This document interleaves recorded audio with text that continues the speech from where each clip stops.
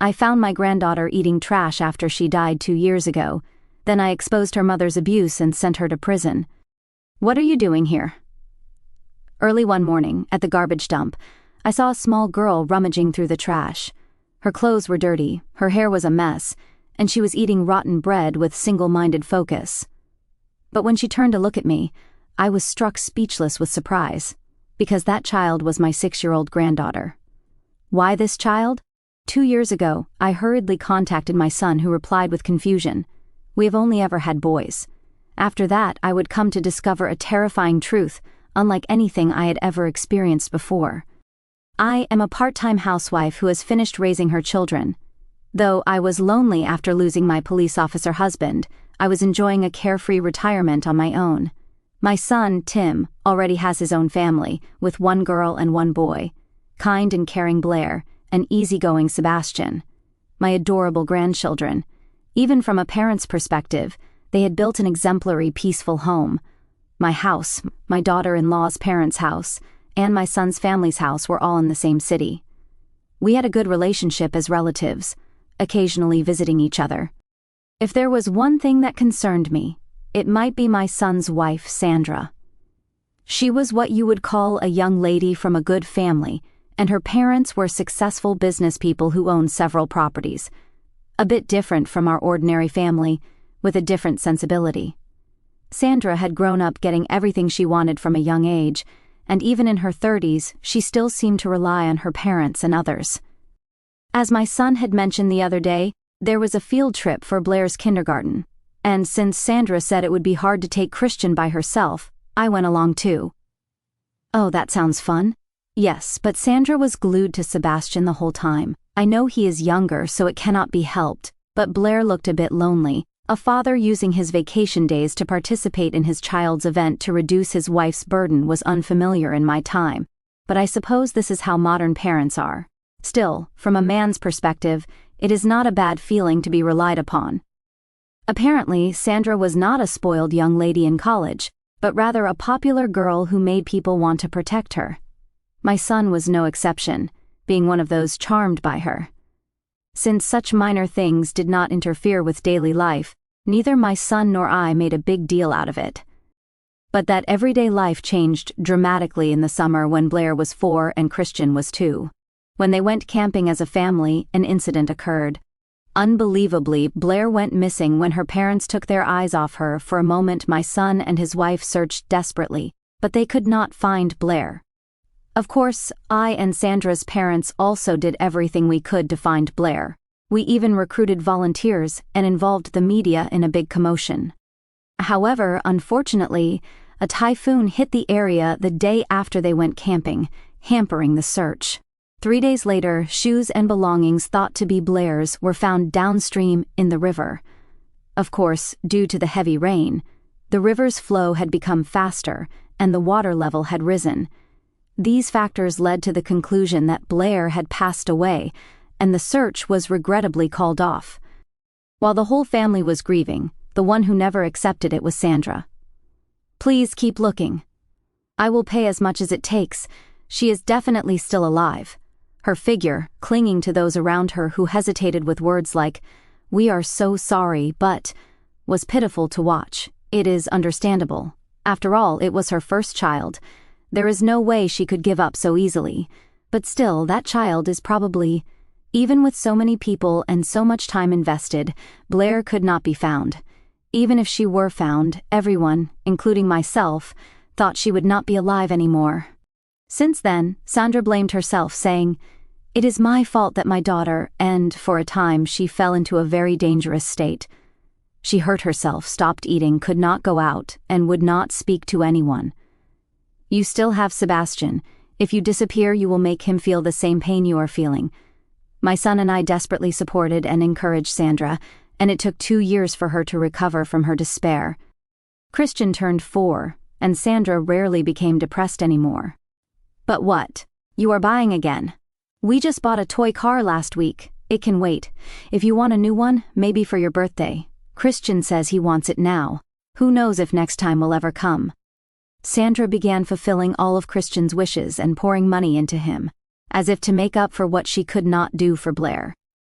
Of course, if this continued, Christian's selfishness would only increase, and he gradually stopped listening not only to his grandparents like me and his maternal grandparents, but even to his father, Tim. However, because of the incident with Blair, no one in the family could caution Sandra.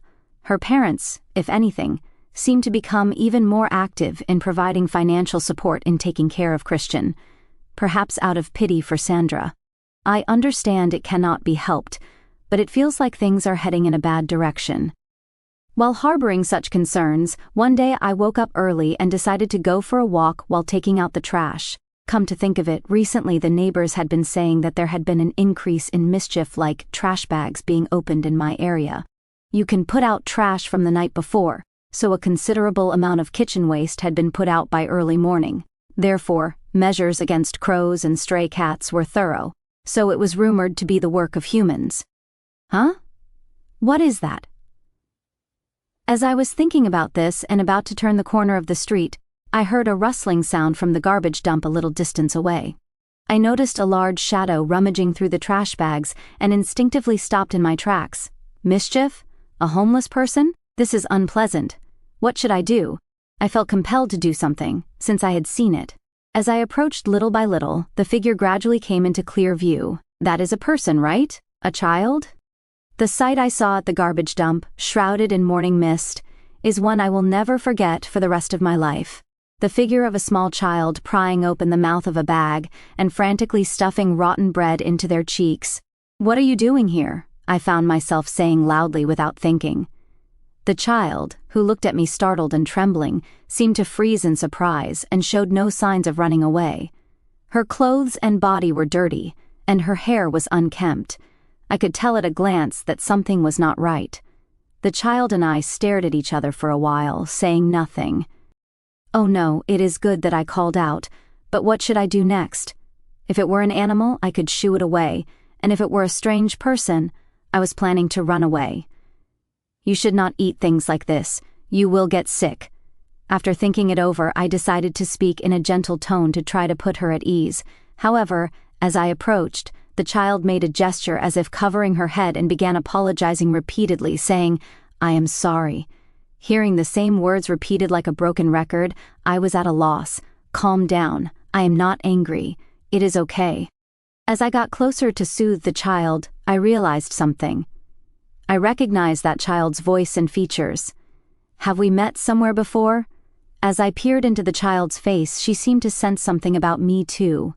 Blair? Yes, I am Blair. Hearing her words, I gasped. This child was my granddaughter who was supposed to have died 2 years ago. Is it really you? Are you really Blair? She nodded in response to my question. Where had she been? And what had she been doing for 2 years? Should I report this? Various thoughts were swirling in my head, but for now, I took her to my home for protection. I kind of remember Grandma's house. After giving her food, having her take a shower, and dressing her in clean clothes, she seemed to have enough composure to reminisce about my house she had not visited in a long time. While I was trying my best to smile so as not to upset Blair, who had finally calmed down, I remember feeling extremely anxious inside. Because Blair's body was covered in marks from being hit and pinched. She should have been 6 years old at this time, but she looked short for her age and seemed underweight. Then there was something even more perplexing. Despite clearly not having been taken care of, Blair had somehow acquired a certain level of education. She understood table manners during meals, and could read, write, and do simple calculations. Since a child cannot acquire living habits on their own, it means she must have been living with someone all this time. I was elated to know Blair was alive, but when I thought about it, does not this have criminal implications? Once I thought that, I suddenly became afraid of dealing with the problem alone, so the first thing I thought to do was contact my son. "Mom, are you okay? Are not you dreaming?" The time was 6 o'clock a.m. If you suddenly get a call from your mother early in the morning saying your granddaughter, who was supposed to be dead, has returned, that kind of reaction is understandable. Blair disappeared 2 years ago. We only have a boy now. Get a hold of yourself. My son's voice on the phone sounded somewhat sad and angry. I thought it was the right decision not to contact Sandra first. it would be pitiful to say something confusing, just as she had finally accepted her daughter's disappearance and was starting to look forward. I would not joke about something like this. Just come to my house. I almost forcibly summoned my son to the house and had him meet Blair. Dad? Blair? Is it really you, Blair? Seeing their reactions, I breathed a sigh of relief. Despite meeting after 2 years, Blair clearly remembered her father's face. How happy that must have made my son. Where have you been all this time? How did you survive? Were you taken by someone? Did you escape and come here? Hey, do not say things that will make her anxious. My son kept asking questions that I had deliberately avoided asking. Firing off questions one after another was making Blair confused. However, contrary to such concerns, she slowly shook her head. You know, I have been... She slowly and calmly began to speak. My son and I, who learned the whole terrifying, sad, and shocking truth, could not forgive the person who had tormented her for 2 years, so we decided to have them receive appropriate punishment. To avoid alerting the culprit, we entrusted Blair to someone we could trust after explaining the situation, and we continued our usual lives as if nothing had happened for a while. We gathered collaborators and prepared for any contingencies.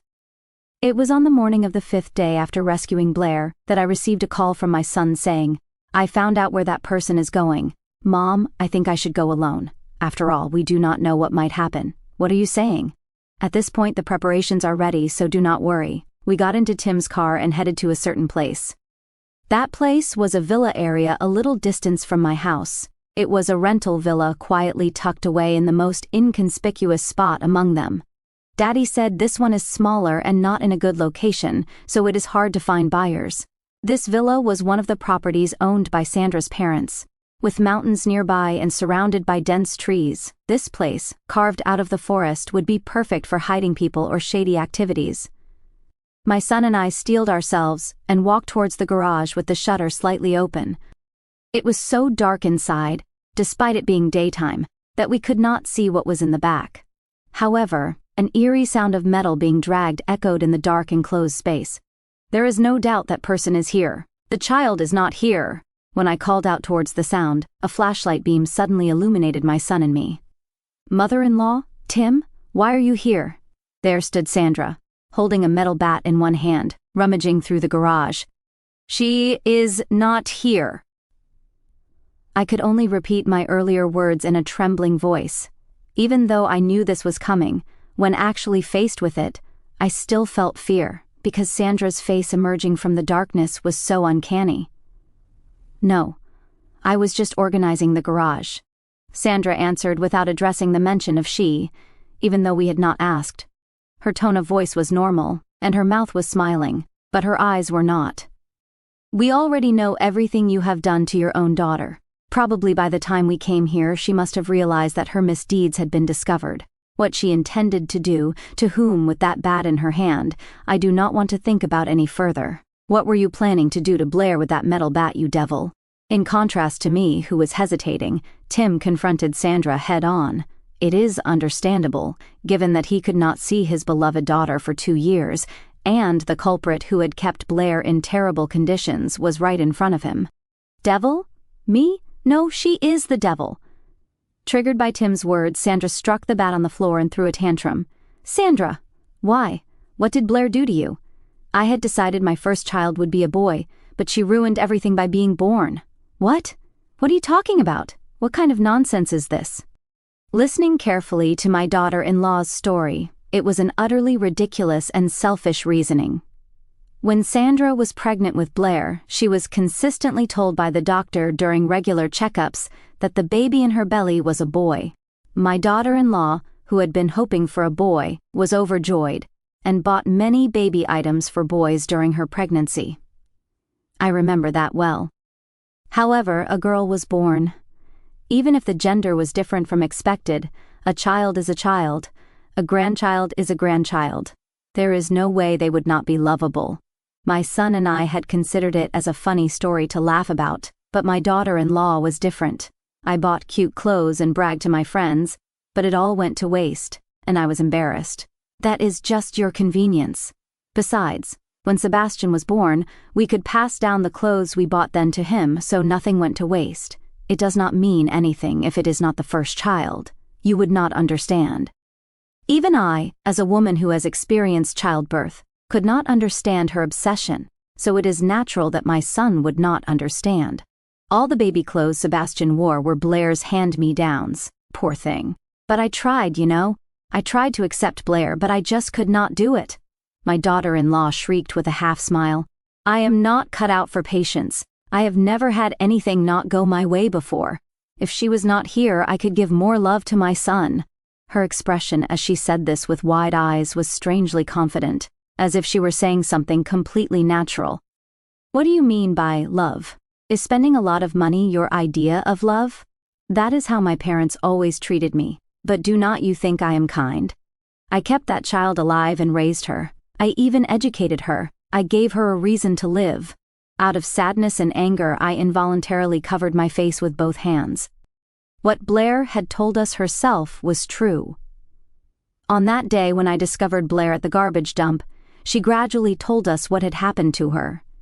During the camping trip, she said she was taken to a villa by a man claiming to be Sandra's friend and ordered to stay in a makeshift living space created in the garage. How did you bring Blair here at that time? You never left Sebastian's side, right? In this world, there are people who will do anything if you pay them enough. Of course, it would be troublesome afterwards if I did it myself. Blair had also talked about the meaning of life that Sandra wanted to give her daughter. Blair said she had to earn money for her brother and mom. That is right. I taught her that over 2 years. I felt nauseous at Sandra's complete lack of remorse. Is that what a mother does? That child said she thought if she worked hard to earn money, her mom would smile again. Huh? So she still thought she was loved? Sandra replied, playing with her hair as if she could not care less. The reason Blair had age-appropriate reading and living habits was because otherwise she could not be made to earn money. Sandra really seems to think only in terms of money. No, to me she no longer looked like a person in human form, but a monster. And it seemed Tim felt the same way. Hey, you told Blair she did not need to learn anything else, that customers prefer stupid ones. What were you planning to make our daughter do? Do you want to know? Saying this, Sandra let out a creepy laugh. Tim, stop it. I restrained my son, who was about to grab Sandra. Even if she is this kind of person, if we lay hands on her first, it would put my son at a disadvantage. I was also full of the desire to lunge at her, but I decided to hold back here. But that brat really has no guts. Just because I skipped bringing food for 3 days, would a normal person go rummaging through garbage? I failed. I never thought she could go that far on her own. Sandra grumbled in frustration, which was nothing short of abnormal.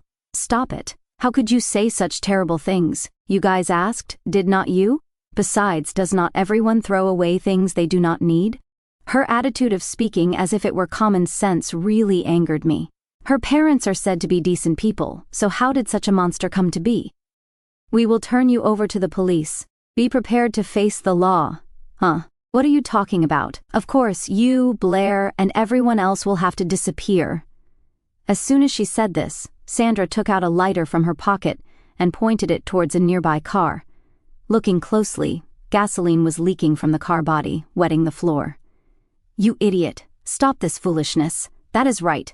If you do that, even you. Shut up! Sandra hit the car body with the bat, causing a large dent and more gasoline to drip. If things do not go my way, it is better if everyone becomes charred and disappears, Sandra shouted while laughing loudly, clearly out of her mind. Persuasion is no longer possible. There is no choice. I softened my expression and spoke gently to Sandra. I understand. It must have been hard for you, all alone. I will be on your side, so please put down the lighter. Mom, what are you saying? When I gave a subtle eye signal to my surprised son, he seemed to understand my intention. Sandra, I am sorry, I apologize, we will not tell anyone. We will do as you say, so please help us. When Tim also showed signs of complying with Sandra, she smiled with satisfaction.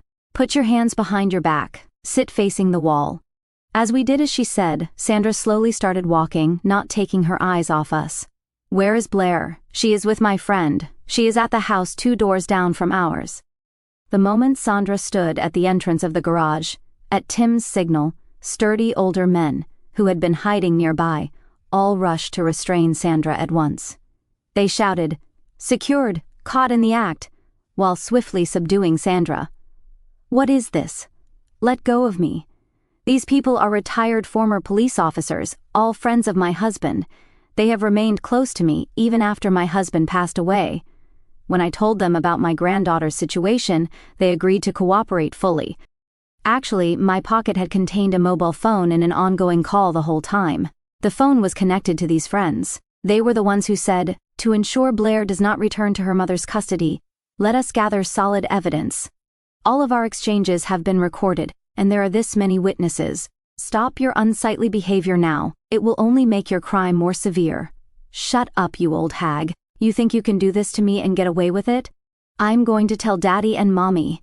I was so dumbfounded by her textbook villainous words that I could not find a response. "Hey, Tim, do not you feel anything seeing your wife like this? Help me. I am the mother of your child. I can only feel hatred for you now. We do not need a mother who torments her children." Tim was straightforward, showing no lingering affection for the woman he once loved. "No way, mother-in-law. Blair will not abandon me, right? She said she would work hard for me. Besides, taking a child away from their mother. Are you serious? Do you really think such emotional blackmail will work?" I wished she had not turned to me here, but perhaps she thought I might still be swayed as a fellow mother. She underestimated me. "There are many children who forgive their parents no matter how terribly they are treated. Blair is kind, so she probably still likes you." That is right, mother-in-law.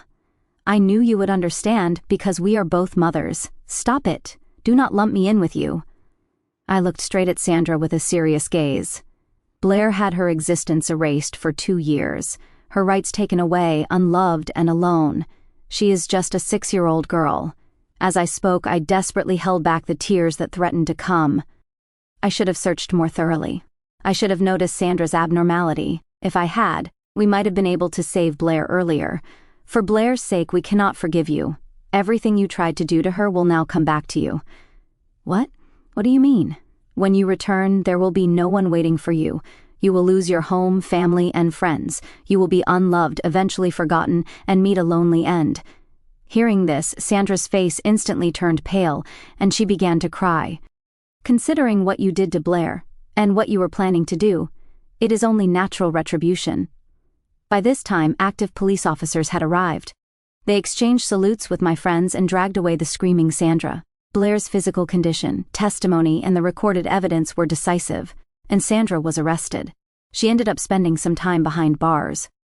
My son divorced her and gained custody, demanding a lump sum payment of $20,000 in compensation and $150,000 in child support, all of which was paid. Sandra's parents also apologized. They said, "We made a mistake in raising our daughter, we will not be involved with her anymore," and sold their properties to move to a distant state.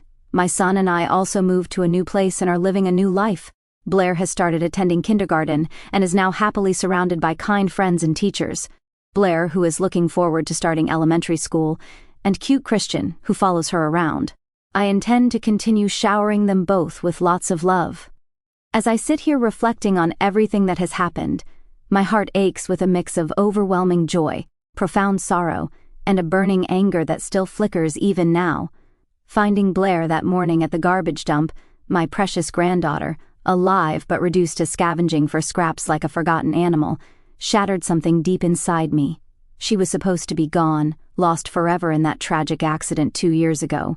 We had mourned her, held memorials, cried until there were no tears left. And yet, there she was, her little face smeared with dirt, her eyes wide with fear and hunger, stuffing rotten bread into her mouth as if it were a treasure. The shock froze me in place. I couldn't breathe, couldn't think. How could this be real? My sweet Blair, whom I had rocked as a baby, whose laughter used to fill family gatherings, now reduced to this. The joy of holding her again, of feeling her small body cling to me after her bath, clean and safe in my home. It was indescribable. She remembered me, called me Grandma in that soft voice, and it felt like a miracle. For a moment, pure happiness washed over me. My granddaughter was back from the dead. but that joy was quickly tainted by the horrors I uncovered.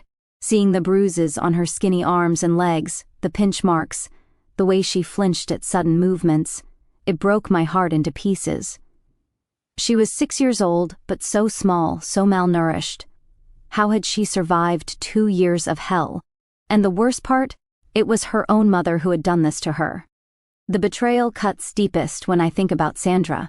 I had always seen the cracks in her spoiled nature, her favoritism toward Sebastian, the way she poured everything into him as if compensating for some void.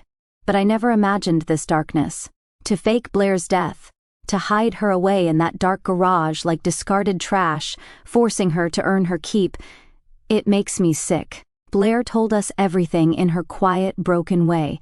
How Sandra had hired someone to snatch her during the camping trip, how she was locked in that villa's garage, fed scraps only when Sandra remembered, beaten if she cried too loudly. Sandra taught her manners and basic skills not out of love, but to make her useful, to scavenge, to beg, or worse, whatever twisted future she had planned. And Blair, that innocent child, still believed deep down that if she worked hard enough, her mommy would love her again. Hearing that from Blair's lips nearly destroyed me. What kind of monster could do this to their own flesh and blood? Anger doesn't even begin to cover it. When we confronted Sandra in that garage, bat in hand, gasoline ready to burn us all if things didn't go her way, her madness was laid bare. She ranted about how Blair ruined her plans by being born a girl, how she couldn't accept anything less than perfection. It was all about her ego, her convenience, no remorse, just entitlement. I wanted to scream, to shake her until she felt even a fraction of Blair's pain. But I held back, for Blair's sake, for justice, recording everything, having my late husband's friends there to restrain her. It was calculated, but necessary. Watching her dragged away by police, screaming like a child denied a toy, brought no satisfaction. Only relief that the nightmare was over for Blair. Guilt haunts me too. I should have seen the signs earlier. Sandra's depression after the accident, her overindulgence with Sebastian. Why didn't I question it more? Why did I dismiss her oddities as just being spoiled? If I'd pushed harder, searched longer, maybe Blair wouldn't have suffered for 2 whole years. As a grandmother, I feel I failed her. And as a mother, seeing my son Tim devastated, losing his wife to this insanity, fighting for custody, it pains me endlessly. He was blinded by love once, but now he's stronger, a devoted father to both kids. Yet, amid the pain, there's hope that heals a little each day. Blair is thriving now. She's gaining weight, smiling genuinely, making friends at kindergarten. She talks about school excitedly, draws pictures of our new family, me, Tim, Sebastian, and her. Sebastian adores his big sister. He follows her everywhere, and it's beautiful to watch them play without the shadow of favoritism. We've moved to a fresh start, away from the memories in Sandra's toxic family. Her parents cut ties, paid what was owed, and vanished. Good riddance. I pour all my love into them now, making up for lost time, baking cookies with Blair, reading stories to Sebastian, watching them grow without fear. It's what grandparents do. But for me, it's redemption. Blair's resilience amazes me, despite everything. She's kind, forgiving in ways I could never be. She rarely mentions Sandra, and when she does, it's with a quiet sadness that tugs at my soul. I tell her every day how loved she is, how precious, how none of it was her fault. This ordeal has taught me that evil can hide in the most ordinary families, behind smiles and wealth. But love, real, fierce love, wins in the end. Blair's survival is proof of that. She's my miracle, my reason to keep going. And though the scars remain, both visible and hidden, we're healing together, one day at a time.